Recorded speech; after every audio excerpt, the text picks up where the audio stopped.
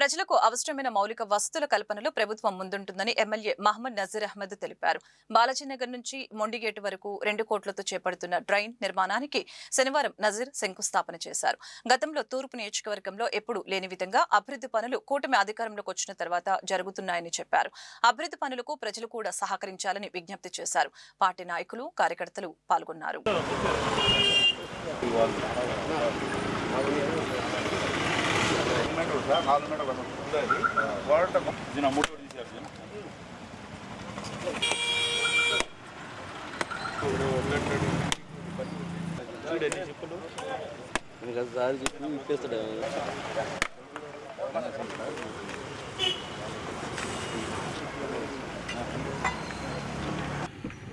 గుంటూరు నగర అభివృద్ధిలో భాగంగా ఈరోజు ముఖ్యంగా ప్రధాన డ్రైన్లకు ఉన్నటువంటి మొండిగేటు దగ్గర నుండి బాలాజీ నగర్ వరకు 16వ ఆర్థిక సంఘం నిధులతో ఈరోజు దాదాపు 2 కోట్ల రూపాయలతో 808 మీటర్లకు సంబంధించినటువంటి డ్రైన్ నిర్మాణ కార్యక్రమాన్ని చేపడతా ఉన్నాం. ఎందుకంటే నగరంలో ఏ మూల నుంచి వచ్చినటువంటి వర్షపు నీరు కూడా ముఖ్యంగా ప్రవహించేటువంటి ఏకైక మార్గం పాతగుంటలో ఉన్నటువంటి ఈ డ్రైను.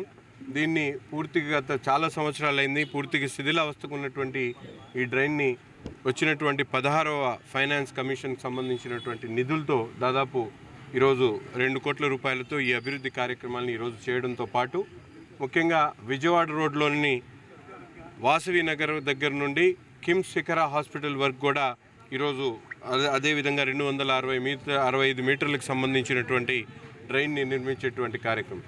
నగరంలో నలువైపులా కూడా అవసరమైనటువంటి ప్రధాన డ్రైన్లు నిర్మించుకొని ఏదైతే రాబోయేటువంటి వర్షాకాలంలో ఎక్కడ కూడా ప్రజలకు ఇబ్బంది లేకుండా మౌలిక వసతుల అభివృద్ధి కార్యక్రమాలని ధ్యేయంగా పెట్టుకొని ఈరోజు అభివృద్ధి కార్యక్రమాలని విరివిరిగా చేయడం జరుగుతూ ఉంది. అంతేకాకుండా ఈరోజు నందివెలుగు రోడ్డుకు సంబంధించి ఒక పక్కన ఈ కూటమి ప్రభుత్వం ఏర్పడ్డ తర్వాత గత 5 సంవత్సరాల్లో పట్టించుకున్నటువంటి ఆర్ఓబి బ్రిడ్జ్ని పూర్తిగా నిర్మించేటువంటి కార్యక్రమంతో పాటు ముఖ్యంగా వినోబా నగర్ దగ్గర ఉన్నటువంటి ఏదైతే వినోబా నగర్ దగ్గర ఉన్నటువంటి బ్రిడ్జ్ ఉందో ఆ బ్రిడ్జ్ని కూడా 2,85,00,000 రూపాయలతో వచ్చే నెలలో శంకుస్థాపన చేయడానికి ఈరోజు ఫైనాన్స్ మినిస్టర్ గారు కూడా క్లియరెన్స్ ఇవ్వడం జరిగింది.